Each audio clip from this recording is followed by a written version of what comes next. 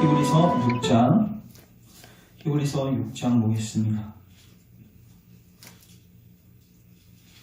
히브리서 6장 4절부터 6절. 히브리서 6장 4절부터 6절까지 우리 같이 한번 교독합시다. 한 절씩 읽으면 되겠네요. 한번 빛을 받고 하늘의 은사를 맛보고 성령에 참여한 바 되고 하나님의 선한 말씀과 내세의 능력을 맛보고도 죄송합니다. 같이 읽습니다. 시작. 타락한 자들은 다시 새롭게 하여 회개하게 할 수 없나니 이는 그들이 하나님의 아들을 다시 십자가에 못 박아 드러내놓고 욕되게 합니다. 아멘. 자, 다시 한번 기도합니다. 하나님, 오늘도 주의 말씀으로 우리를 감화감동시켜 주시고 오늘 또 타락의 교리와 마지막 날 그 심판의 교리를 살필 것인데 이 살필 때 우리 안에 두려워할 만큼 하나님을 두려워하는 은혜가 있게 하시고 또 주님을 경외할 만큼 경외하는 은혜가 있게 하시고 이제 겸손하게 주님의 얼굴을 찾고 구하는 그리스도를 찾고 구하는 은혜가 있게 하옵소서. 우리를 살필 수 있는 또 교우들을 살필 수 있는 은혜가 있게 하옵소서. 그래서 우리가 더욱더 뜨겁게 쉬지 말고 기도하게 도와주시옵소서. 예수님의 이름으로 기도합니다. 아멘. 우리 철학정 94페이지 가겠습니다. 94페이지.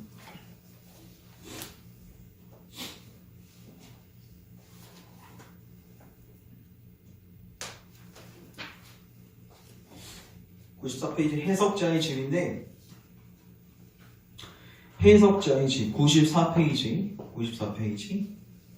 자, 해석자의 집은 무엇이라고 했냐면 우리가 예수님을 믿게 됐을 때 십자가 체험을 하려면 우리가 충분한 하나님의 말씀의 섭취를 받아야 된다고 말씀을 드렸죠. 그러니까 사도 바울이 에베소 교회에서 3년 넘게 도라노서원에서 가르쳤고 또 고린도 지역에서도 1년 6개월 정도 가르쳤던 것처럼 어떤 한 영혼이 태어나고 자라나는 게 뭐 한 번 말씀 듣고도 그렇게 될 수 있습니다. 그러나 부지런히 이 말씀을 받는 중에 하나님께서 당신의 때에 이 역사를 일으키시기 때문에 다양한 말씀의 섭취를 우리가 받아야 된다.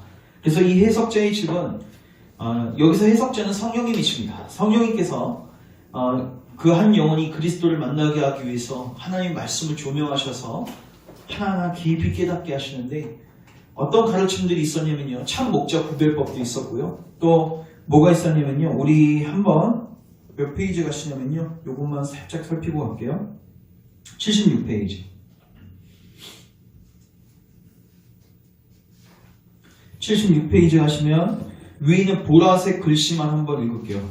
보라색 글씨 시작. 크리스천은 좁은 문을 통과한 후 해석자의 집에 이른다. 해석자의 집에서 크리스천은 7개의 중요한 가르침을 받는다. 십자가의 체험에 앞서서 가장 근본적인 교리의 가르침을 받는 이유는 성경에 근거한 바른 구원의 체험을 위해서이다. 그렇죠? 자, 그래서 넘겨주시면 88페이지. 또는요. 그렇죠. 죄송합니다. 그냥 77페이지 다시 한 번만 와주세요. 그래서 77페이지 1번 뭐라고 써있죠? 참 목자상 써있죠? 예. 참 목자상 구분 방법. 그리고 78페이지가 보시면 율법과 복음. 그리고 79페이지는 정욕과 인내. 그리고 88페이지 오시면 그리스도의 보존하시는 은혜. 그리고 89페이지의 용감한 사나이, 제자도. 요것들을 우리가 살폈습니다.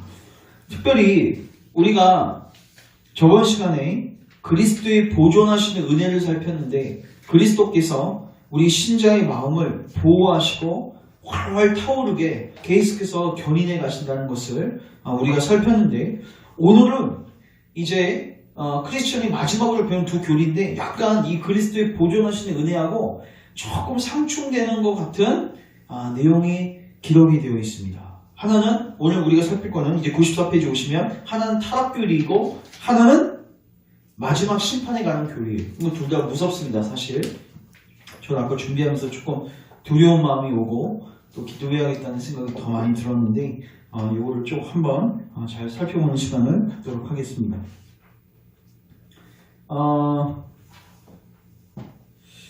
이게 자 우리 1번 철장에 갇혀있는 남자 타락. 자 제가 읽습니다. 해석자는 다시 크리스천을 매우 컴컴한 방으로 데리고 들어갔다. 그곳에는 새 철창 안에 앉아있는 한 남자가 있었는데 그 남자는 매우 슬퍼 보였고 땅만 내려다보고 있었습니다. 그리고 양손을 포갠 채 가슴이 찢어지는 듯이 한숨을 쉬고 있었습니다. 크리스천은 이것이 무엇을 의미합니까? 라고 물었고 해석자는 그 남자에게 물어보라고 말했습니다.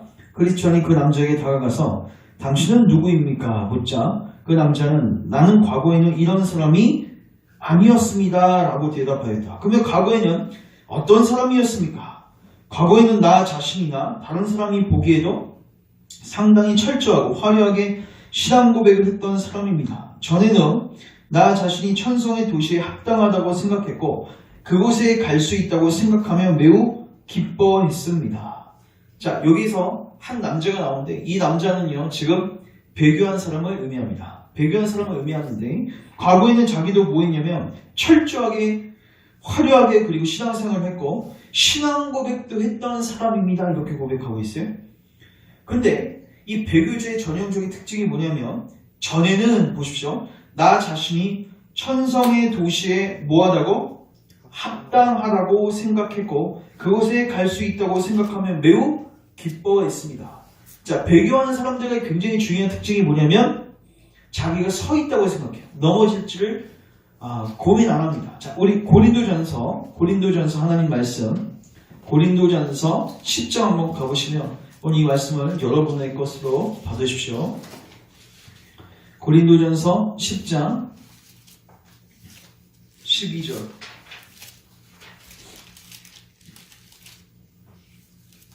자, 같이 읽습니다. 시작. 그런즉 선 줄로 생각하는 자는 넘어질까? 조심하라. 다시 한번 시작. 그런즉 선 줄로 생각하는 자는 넘어질까? 조심하라. 배교하지 않는 사람의 중요한 특징은 자기를 살펴요. 근데 배교하는 사람의 굉장히 중요한 특징이 뭐냐면 자기 점검이 없습니다. 그러면요, 우리가 저번 시간에 뭘 배웠냐면 그리스도의 보존하시는 은혜를 배웠죠. 그리고 오늘은 타락교리를 배웠는데 사실 이거는 겉으로 보면 상충되는 것 같지만 이 둘은 매우 밀접한 연관이 있습니다. 이 말이 뭐냐면 그리스도께서 우리의 구원을 안전하게 지키시고 보존해 가시는 방법이 뭐냐면 이 타락의 교리, 배교의 교리를 가르침으로써 참된 신자들은 그런 걸 들으면 어떻게 되냐면 이거 혹시 내가 이런 자리에 가는 거 아니야? 야, 내가 이렇게 가룟유다처럼 마지막에 삐끗하는 거 아니야? 이런 뭐가 있어요? 두려움이 생겨요. 그러면 신자들은 항상 어떻게 되냐면 자기를 살피게 돼요. 그리고 자기를 낮추게 되고 그럼으로써 그리스도를 더 붙들게 돼요. 그래서 그리스도가 우리를 뭐 하시냐면 보존하시는 거예요. 그러니까 그리스도께서 우리를 보존하시는 이 방식, 이 은혜와 이 타락의 교리는 상충되는 게 아니라 하나님께서는 물론 이 타락의 교리는 신자를 의미하지 않습니다. 그럼에도 불구하고 우리는 누가 구원받을지 몰라요. 맞죠?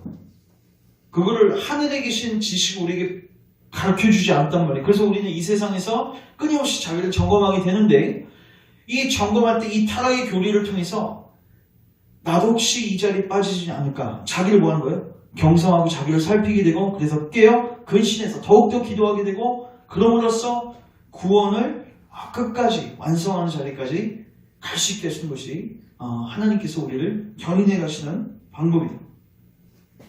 자, 그래서 밑에 부분 이제 크리스천 그래요. 그런데 지금은 어떻게 된 것입니까? 나는 지금 절망의 사람이 되어서 새 철장 안에 갇혀 있는 것처럼 절망 속에 갇혀 있습니다. 오른쪽 위 페이지 가고 있습니다. 나는 빠져나갈 수가 없습니다. 지금 나는 빠져나갈 수가 없어요. 어떻게 이런 상황에 이르게 되었습니까? 같이 읽습니다. 시작. 나는 깨어있지 않았고 근신하지도 않았습니다. 내 목에는 정욕의 고피가 놓여 있었습니다. 그리고 하나님의 말씀의 빛과 하나님의 선하심에 대항해서 죄를 지었습니다. 나는 성령을 근심시켰고 성령은 나에게서 떠나셨습니다. 마귀의 유혹에 빠져 마귀가 내가 나에게 왔습니다. 나는 하나님의 진노를 불러일으켰고 하나님은 나에게서 떠나가셨습니다. 내 마음은 매우 강팍해져서 회개할 수도 없게 되었습니다. 자, 이게 타락하는 과정이에요. 배교의 과정을 설명해 주는데 왜 이거를 우리가 배워야 되냐면 먼저 자기를 살피기 위해서 내가 혹시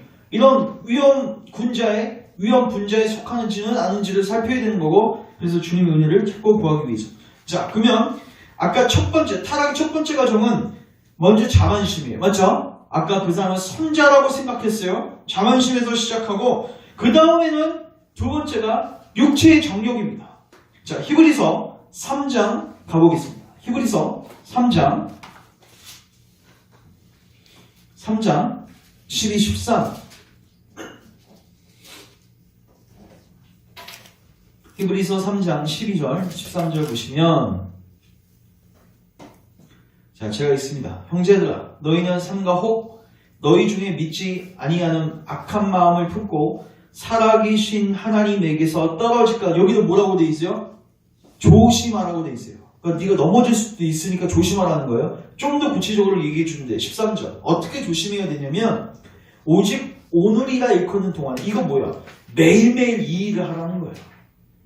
송구영식 때 예외 한 번 하지 말고 매일매일 오늘이라고 일컫는 동안에 매일 피차 뭐예요? 권면해요. 그래서 너희 중에 누구든지 죄의 유혹으로 완고하게 되지 않도록 하라.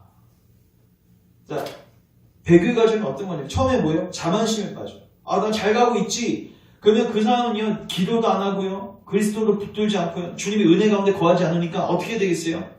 죄에 쉽게 빠집니다. 죄의 유혹에 쉽게 걸려들어요. 그래서 정욕된 삶을 시작하게 되는데 그러면은 성도들이 그걸 권면해줘도 듣지도 않죠. 어떤 교회는 아예 그런 권면 자체가 없으면 그거는 이제 배교를 그냥 가는 거예요.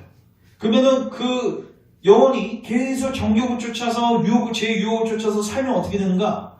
나중에는 죄에 대하여 슬퍼하는 마음도 생기지 않고 이 죄가 위험하다는 마음도 생기지 않고 그냥 마음 편하게 죄를 짓는 거죠. 그 마음이 어떤 마음이냐면 회개할 수 없는 마음입니다. 이제.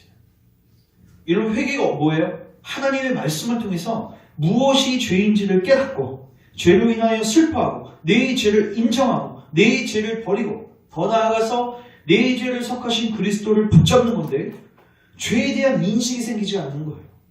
죄에 대한 완고한 마음이 생긴 거지.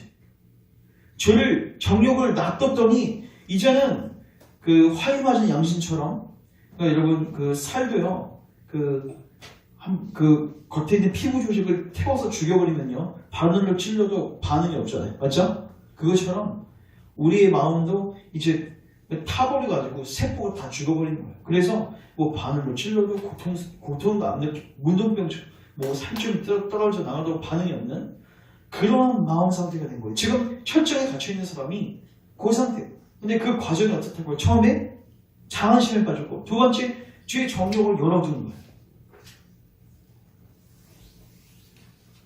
그 다음 세 번째 히브리서 10장 한번 가보세요.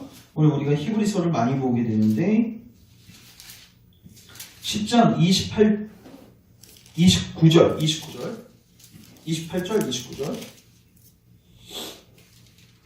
26절부터 봅시다.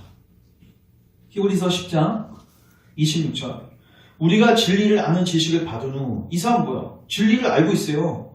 근데 짐짓은 뭐예요? 고의적으로 이제는요 아예 대놓고 죄를 지어요. 죄를 범한 즉 이제는 다시 속죄하는 제사가 없고 오직 무서운 마음으로 심판을 기다리는 것과 대적하는 자를 태울 맹렬한 불만 있으리라. 여기 보면 그 사람을 뭘로 표현하냐면 대적하는 자라고 표현하고 있죠. 이건 뭐예요? 아주 이제는 적극적으로 의도적으로 하나님 계명을 어기고 하나님을 대적하는 삶이에요.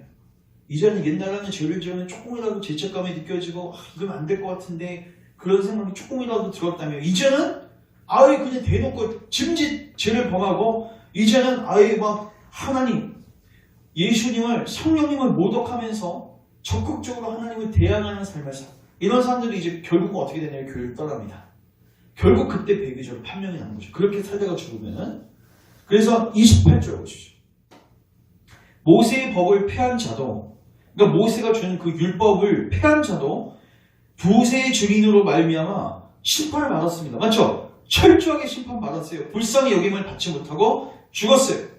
29절 같이 읽습니다. 시작. 하물며 하나님의 아들을 짓밟고 자기를 거룩하게 한 언약의 피를 부정한 것으로 여기고 은혜의 성령을 욕되게 하는 자가 당연히 받을 형벌은 얼마나 더 무겁겠느냐 너희는 생각하라. 여기 보면 하나님의 아들을 뭐한대요?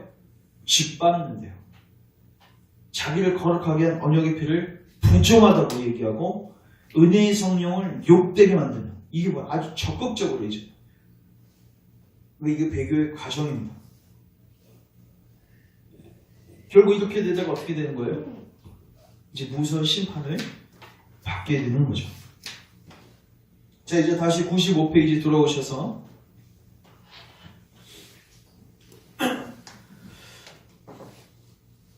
그때 크리스천은 이 사람에게 더는 소망이 없습니까? 라고 해석자에게 물었습니다.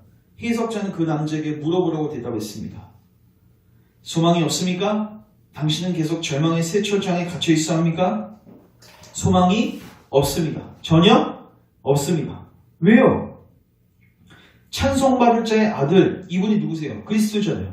그리스도는 동정심이 정말 많지 않으십니까? 왜 당신에게 소망이 없는 것입니까? 묻는 거예요. 그 남자가 어떻게 대답해요?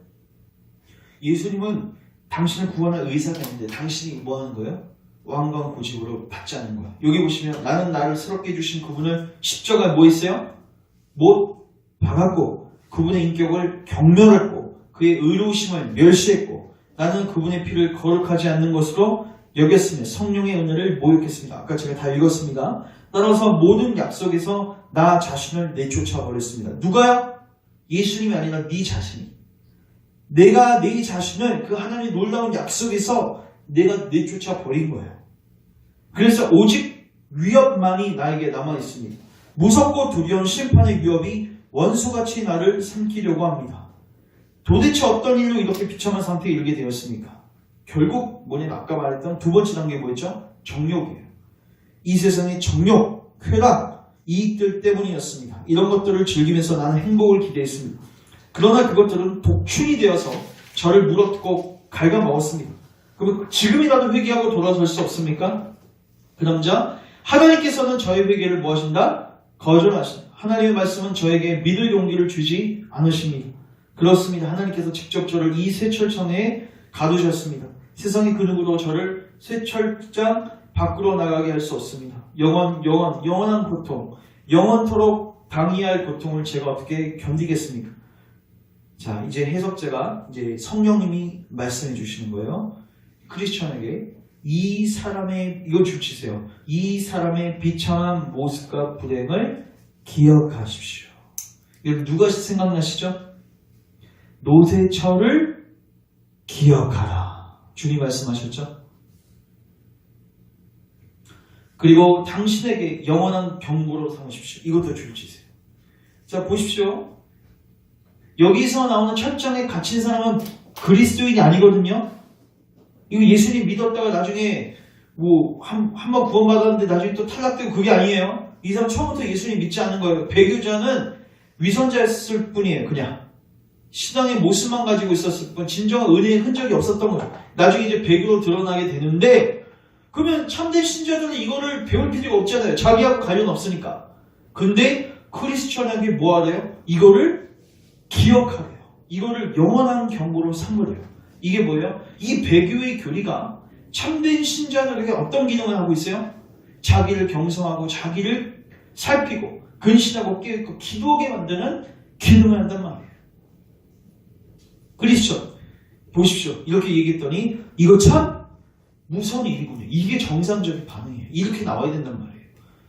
그러니까 어떻게 해요? 기도해요. 하나님, 제가 깨어있고 근신하며 사람을 불행하게 만든 원인들, 아까 뭐 했어요? 불행하게 만든 원인들, 자만심도 있었고 죄의 정욕도 있었고 의도적으로 짐짓 죄를 범하는 것도 있었고 이런 것들을 피할 수 있는 기도를 할 수 있도록 계속 기도할 수 있도록 이걸 놓고도 기도하는 거죠. 또 피할 수 있는 기도를 할 수 있도록 도와주십시오. 그래서 먼저 우리가 이 타락의 교리를 살필 때 먼저 우리를 살펴야 됩니다. 우리는 혹시 자만하고 있지 않은가? 우리 구원에 대해서, 우리 영적인 길에 대해서 우리는 너무너무 쉽게 여기고 있지는 않은가? 이걸 살펴야 되고, 혹 우리는 죄의 유혹 가운데 지금 어떤 부위는 아주 그냥 세포가 다 죽어가지고 그 하나의 말씀으로 십계명이 우리를 쏠 때 전혀 감각도 못 느끼고, 하나님이 도둑질하지 말라, 간음하지 말라, 살인하지 말라, 미워하지 말라, 시기 질투하지 말라, 이런 계명이 원래 들어오면 어떻게 돼야 돼요? 아파야 되거든요. 느껴야 되거든요. 고통스러워해야 되거든요. 근데 지금 무감각증, 굳은 마음인데, 이게 우리가 그런 마음이면 우리가 진짜 이 마음을 변화시켜달라고 통곡하고 기도해야 돼요. 우리 가족들을 놓고도 기도해야 되고, 교회를 놓고도 이걸 놓고 기도해야 돼요. 그리고 목회자는 이제 뭘 설교해야 되는지 여러분 아실 거예요. 이런 걸 설교해야 되는 거예요. 이런 걸 설교해야지 뭐 하는 거예요? 밭을 기경할 수 있는 거. 그 딱딱한 마음. 이런 거를 듣고도 자기를 경성하지 않는 거면요, 무엇으로 우리가 경성을 시킬 수 있겠습니까? 자, 그 다음 14번 다음에, 선생님 이제 제 갈 길로 떠날 시간이 아닙니까? 잠깐만 기다리시오. 하나를 더 보여줄 테니 본 다음에 떠납시다. 그러면서 이제 마지막 해석자가 보여주는 교리는 마지막 심판날 교리입니다. 이 그림 보시면요, 그 해석자가 이제 크리스천을 인도하고 방으로 인도하는데, 어떤 사람이 침대에서 일어나는데 옷을 입고 있어요. 옷을 입고 있는데 덜덜덜 떨고 있어요. 근데 이 사람이 제 꿈에서 하나님 마지막 날 심판에 대한 환상을 보았습니다. 꿈을 꾸었습니다. 그래서 그 얘기를 나누고 있습니다. 자, 읽습니다. 그래야 해석자는 다시 크리스천의 손을 잡고 어떤 방으로 인도했다. 그곳에는 침대에서 일어나 옷을 입고 있는 남자가 있었는데 그는 덜덜 떨면서 두려워하고 있었다. 크리스천은 이 사람은 왜 저렇게 두려워 떨고 있습니까? 라고 물었다. 해석자는 그 남자에게 자신이 떨고 있는 이유를 말하라고 명령했다. 그러자 그 남자는 말하기 시작했다. 자, 잘 들어보십시오. 지어낸 얘기가 아닙니다. 성경의 근거에서 만든 겁니다. 다. 밤에 잠이 들어 꿈을 꾸었는데 꿈속에서 하늘이 칠흑같이 어두워지고 천둥과 번개가 치는 것을 보았습니다. 이것은 나를 고통 속으로 몰아넣었습니다. 또한 나는 꿈속에서 구름이 놀라운 속도로 날아가며 그 가운데 큰 나팔 소리가 나고 구름 위에 앉은 사람, 누구죠? 줄 치시고 예수님 써놓으시면 아마 나중에 이해하실 때 좋을 것 같습니다. 구름 위에 앉은 사람, 그리고 그를 시중드는 수천의 천사를 보았습니다. 그들은 모두 불꽃 가운데 있었고 하늘은 온통 타오르는 불길 속에 있었습니다. 그때 나는 줄 치세요. 죽은 자들아 일어나 심판을 받으러 나오라. 죽은 자들아 일어나 심판을 받으러 나오라는 소리를 들었습니다. 자, 우리 요한복음 한번 가보겠습니다. 요한복음 5장. 요한복음 5장.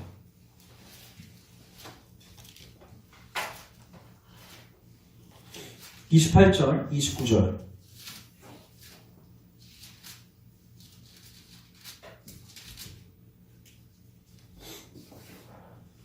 이를 놀랍게 여기지 말라. 무덤 속에 있는 자가 다 그의 음성을 뭐 할 때가 오나니? 들을 때가 오나니. 28절입니다.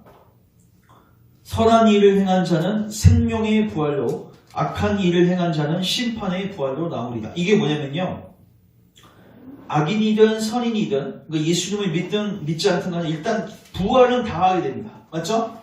쉽게 말해서 영혼만 있었는데 이제 몸하고 다 결합이 돼요. 그리고 하나님 앞에 심판대에 서게 됩니다. 그리고 선악간의 모든 것에 대한 하나님의 심판이 거기서 진행이 되어지는 거예요. 자, 그 다음에 책 다시 돌아보세요. 여기 아까 저는 이거 읽다가 이렇게 되면 진짜 두렵겠다는 생각이 들었는데 죽은 자들아 일어나 심판을 받으러 나오라는 소리를 들었습니다. 그리고 바위가 터져 갈라지고 무덤이 열리면서 죽은 자들이 심판을 받으러 나오는 것을 보았습니다. 그들 중 어떤 사람들은 매우 기뻐했고, 누구겠어요? 그리스도인이겠죠? 그 다음 그들은 하늘을 우러러 보았죠. 그리고 어떤 사람들은 뭐예요? 불신자들이 산 아래로 숨을 곳을 찾았습니다. 그때 나는 구름 위에 앉아있는 분이 책을 펴고, 이제 백부자 심판입니다. 이 책은요, 동그라미 치시고 행위에 관한 책 그리고 생명책 두 개를 딱 써놓으세요. 이렇게 꺾은 선으로 해가지고 행위에 관한 책 그리고 또 하나는 1번 행위에 관한 책 2번 그리고 생명책 이렇게 기록. 거기에 뭐가 있냐면요. 두 권의 책이 있어요. 하나는 모든 사람들의 일거수일투족을 다 기록한 우리의 마음과 입술과 행동을 범한 모든 것을 다 기록한 책이 있고 또 하나는 그리스도를 믿는 사람들의 이름이 기록된 생명책이 있습니다. 이 두 권이 딱 주어져 있고 거기서 이제 심판이 진행되어지는 거예요. 법정을 생각해 보십시오. 그럼 재판 들어가면 어떻게 하겠습니까? 어떤 판결이 될지 너무 두렵겠죠. 그거를 연상하시면서 자, 그분이 책을 펴고 세상을 향해 앞으로 나오라고 명령하는 것을 보았습니다. 그분에게서 강렬한 불이 나왔기 때문에 그분과 사람들 사이에는 어느 정도 거리가 떨어져 있었습니다. 마치 법정에서 재판관과 죄인이 거리를 두고 있는 것과 같았습니다. 그 다음에 이제 선언이 떨어지죠. 나는 구름 위에 앉은 분이 시중을 두는 무리에게 가라지와 겨와 건부를 모두 모아서 불못에 던지라고 명령하는 것을 들었습니다. 명령과 함께 지옥이 열렸고 화염이 무시무시한 소리와 함께 입구에서 내가 서 있는 곳까지 나왔고 이제 지옥으로 들어간 사람들을 보게 된 거죠. 그리고 또 역시 구름 위에 있는 분이 내 알곡을 모아 곡식 창고에 두어라고 명령했습니다. 그 소리에 많은 사람이 구름 위로 들려 올라갔고 저 혼자 남겨진 모습을 보았습니다. 자, 보십시오. 여러분들이 잘 보세요. 하나님께서 야, 알곡들은 다 모아서 다 올라오라 딱 선언이 딱 터졌는데 다 올라가겠죠? 근데 내 몸은 안 떠오르고 있어요. 지금. 내 몸은 안 움직여요. 여러분 그 수많은 사람들이 심판받는 아까 저는 이게 묵상이 됐거든요. 수많은 사람들이 심판받는 전 지구에 있는 모든 사람들이 심판을 받는데 알곡은 올라와라 탁 하는데 누구 올라와요. 근데 내 몸이 안 올라와. 섬찟하지 않습니까? 여러분?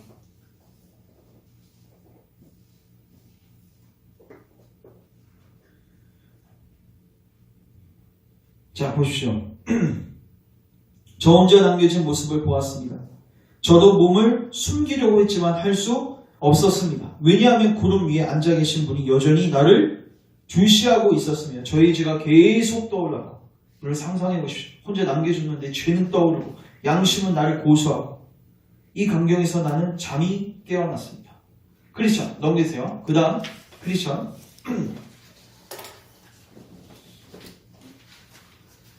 저는 여기서 아까 좀 묵상이 많이 됐는데 그 광경을 보면서 당신은 왜 그토록 두려웠습니까? 그 사람 이렇게 대답해요. 왜 그랬냐고요? 첫 번째, 심판날에 대한 준비가 되지 않았기 때문입니다. 이것 때문에 두려워했어요. 1번 써놓으시면 좋을 것 같고 그 다음에 두 번째 2번 쓰시고 이게 저는 아까 묵상이 많이 됐어요. 나를 가장 두렵게 한 것은 천사들이 믿음이 훌륭한 몇몇 사람을 구름 위로 끌어올릴 때 저는 뒤에 내버려져 있던 것입니다. 이야, 정말 무섭죠? 믿음이 훌륭한 혹시 같은 교 안에서도 그럴 수도 있죠. 혹은 이 가족 안에서도 내 뭐 남편, 내 부인, 혹은 내 자녀, 내 뭐 부모님 누구는 올라가는데 내 몸은 안 올라가. 그러면서 어떤 생각이 들겠어요? 야, 나는 위선자였구나. 나는 마태복음 7장이 생각나죠. 나는 주요주였던 그런 사람이었구나. 끝난다 이제. 살 길은 없어요. 이제 숨을 곳을 찾으려고 하는데 숨을 곳도 없어요. 여러분 이거를 성경에서 왜 기록했다고 생각하십니까? 마지막 날에 대한 교리는요. 어차피 마지막에 일어날 건데 왜 우리에게 이걸 가르치십니까? 이걸 가르치신다면 주님이 항상 하시는 말씀 깨어있어요. 자기를 살피라는 거예요. 배교의 교리와 마지막 날에 대한 교리는 우리로 하여금 겸손하게 만들고 우리로 하여금 자기를 살피게 만들고 주님을 찾고 구하게 만드는 거예요.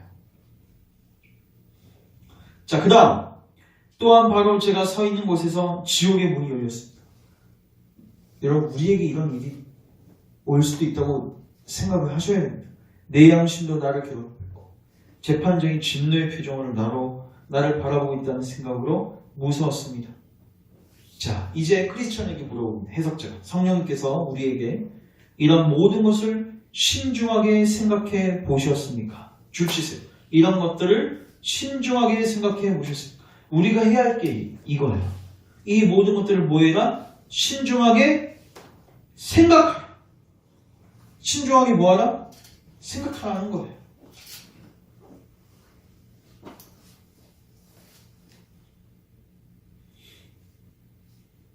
자, 크리스천. 예, 그러한 생각은 저에게 소망과 두려움을 주었습니다. 자, 우리 신중하게 생각하지 못했던 사람 하나 찾겠습니다. 사도행전 24장 나오시면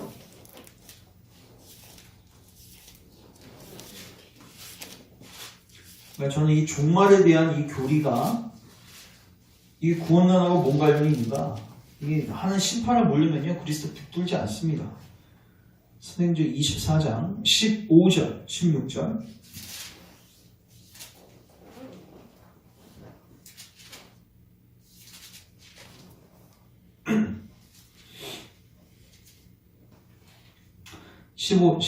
잠깐만요. 15절부터 그들이 기다리는 바 하나님께 향한 소망을 나도 가졌으니 곧 의인과 악인의 뭐가 있으리라?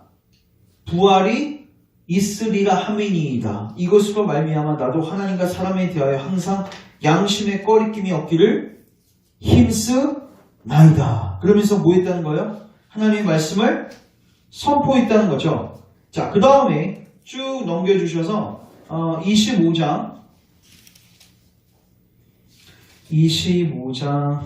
잠시만요. 네.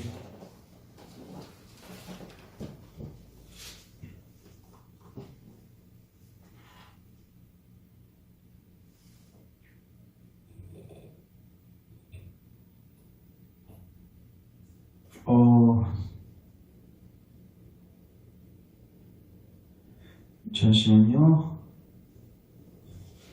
이게요. 조금 이따 찾아드릴게요. 이게 제가 베스도인데 아그리빠 왕이 대한 거거든요. 이걸 잘못 찾았다. 아그리빠 왕 두려워서 떠나간 게 몇 장인지 좀 찾아보세요.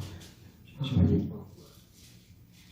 13절인 것 같다. 13절. 25장 13절.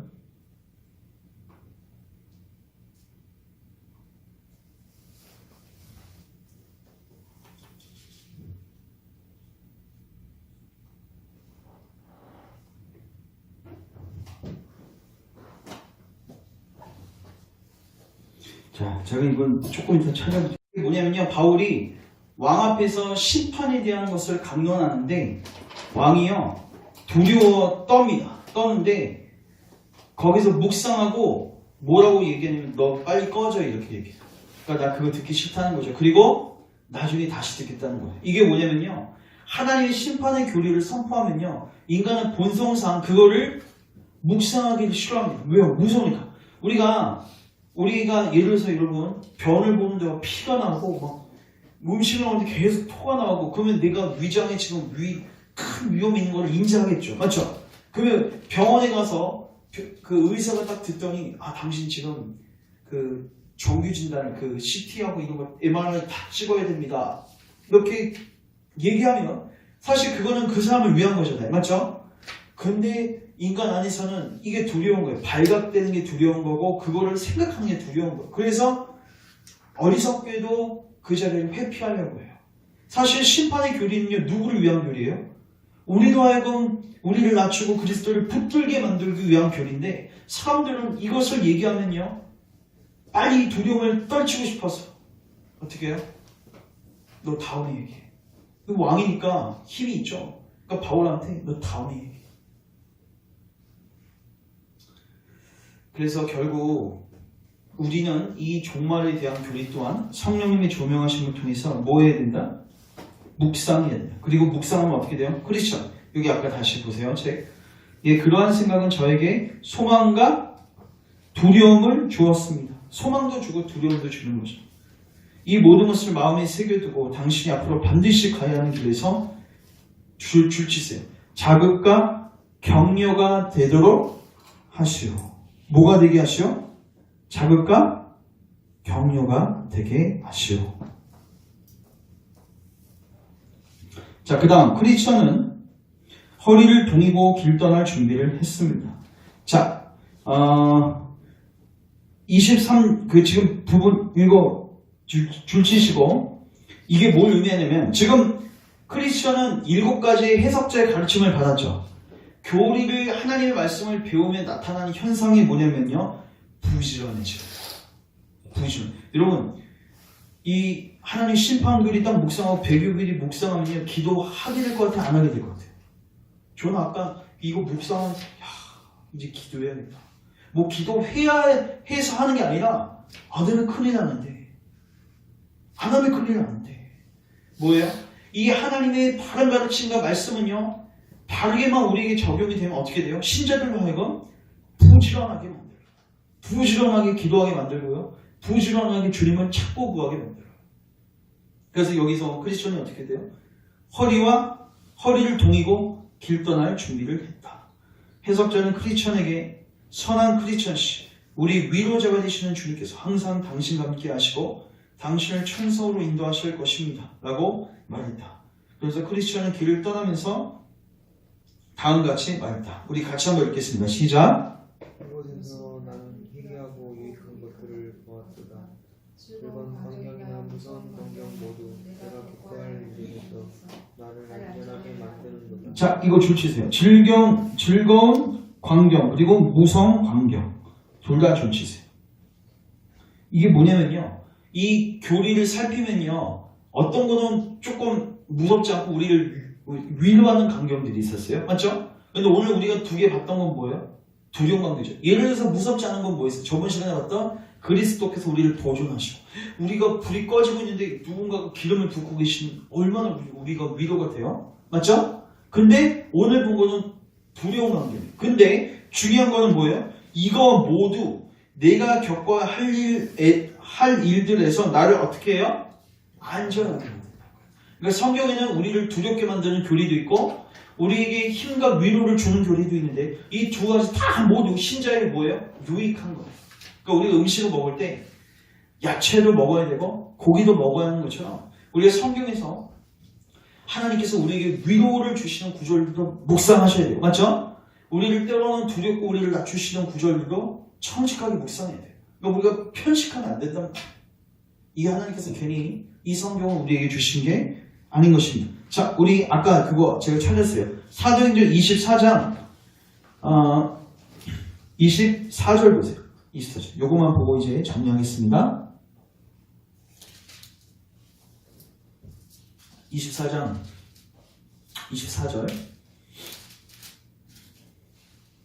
수일 후에 벨릭스가 그 아내 유대의 여자 드루실라와 함께 와서 바울을 불러 그리스도 예수 믿는 도를 듣거늘. 지금 복음 전도를 듣고 있는 거예요, 왕이. 근데 바울이 어떻게 선포하냐면 왕이라고 해서 막 좋은 소리만 해주는 게 아니에요. 뭘 선포해요? 의, 절제, 장차 오는 심판 교리를 강론하고 있어요. 그러니까 벨릭스가 뭐합니까? 도류합니다. 그러면 도류하면 빨리 자기를 살피고 회개하고 그리스도를 의지해야 되는데 뭐라고 얘기하고 있어요? 지금은 가라. 더 이상 생각하고 싶지 않다는 것입니다. 이게 인간의 어리석음이에요. 지금은 가라. 내가 틈이 있으면 너를 부르리라. 결국 이 심판의 교리는요, 자연인 본성상 하기도 어렵고 듣기도 어려운 교리인데, 근데 교회 안에서는 부지런히 가르쳐야 됩니다. 왜요? 그래야지 깨져요. 그래야지 낮춰져요. 그래야지 정신이 차린단 말이에요. 저는 2019년도 저희 교회 방향성을 이 부분에 뒀어요. 영혼들이 한 명 한 명 영혼들이 가장 중요한 문제가 뭔지 인식하는 거. 인식이 안 돼요. 마태복음 24장에 보면요, 먹고 마시고 시집가고 장가들고 그러다가 다 멸망당하잖아요. 노아가 외친 게 뭡니까? 심판교리예요. 정말, 그러니까 노아의 때 그 하나님께서 비를 퍼부으신 거는요, 예수님께서 재림하실 때 그 마지막 심판 교리를 그림적으로 보여준 거예요. 노아가 외쳤던 게 뭐예요? 얼마 안 있으면 여기 니네 싹 다 죽는다. 방주에 타야 된다. 근데 뭐예요? 전부 다 흘리는 거죠. 그러니까 뭐가 중요한지를 인식을 못하는 거예요. 자기 영혼은 얼마나 위험한지를 인식을 못하는 거예요. 그래서 성경께서는 뭐예요? 기억하라, 기억하라. 노새철을 기억하라. 배교했던 사람들을 기억하라. 가룟 유다도 기억하라. 그리고 마지막 심판 때를 기억하라. 기억해야 됩니다. 그래서 2019년도에 우리 여기 모인 주의 백성들, 또 가족들, 또 섬기는 교회 모든 교우들이 이 하나님의 말씀에 진지하게, 정직하게, 또 늦추지 않고 즉시 반응해서 회개와 믿음으로 갔으면 좋겠습니다. 그리고 이제는 우리가 깨어있을 수 있도록 더 경성하고 기도했으면 좋겠습니다. 제가 기도하고 우리 같이 연합해서 기도하겠습니다. 하나님, 오늘 다소 또 두려운 교리들을 살폈습니다. 주님, 그러나 이것 또한 우리의 유익을 위해서 주님이 허락하셨는데 우리 심령 안에 이 말씀이 잘 심겨지게 하시고 열매 맺게 도와주시옵소서. 특별히 하나님을 두려워할 만큼 두려워하게 하소서. 우리가 하나님을 경외할 만큼 경외할 수 있도록 도와주십시오. 마지막 심판의 날에 대한 교리들, 또 배교에 대한 교리들을 살폈사오니 이제 우리가 늘 자신을 살피고 겸손함으로 주님의 은혜를 찾고 구하는 은혜가 있게 하옵소서. 특별히 우리 안에 자만심이 있다면 다 내려놓게 하시고 겸손함으로 하나님을 바라보는 은혜가 있게 하소서. 2019년도에는 하나님 수많은 영혼들이 이 부분에 있어서 깨어나고 각성 일어나기를 원합니다. 자기를 살피기 원합니다. 먹고 마시고 시집가고 장가든 이 일들이 혈안이 되어 있는, 그래서 자기의 중요한 문제를 전혀 못 보고 있는 지체들이 있습니까? 그런 가족들이 있습니까? 그런 영혼들이 있습니까? 주님 불쌍히 여겨주시고 이제 빛을 비추어 주셔서 우리의 현 상태를 보게 하시고 우리가 얼마나 위험한 자리에 있는지를 깨닫게 하시고 이제 겸손하게 회개와 믿음의 자리로 나아가게 하옵소서. 예수님의 이름으로 기도합니다. 아멘.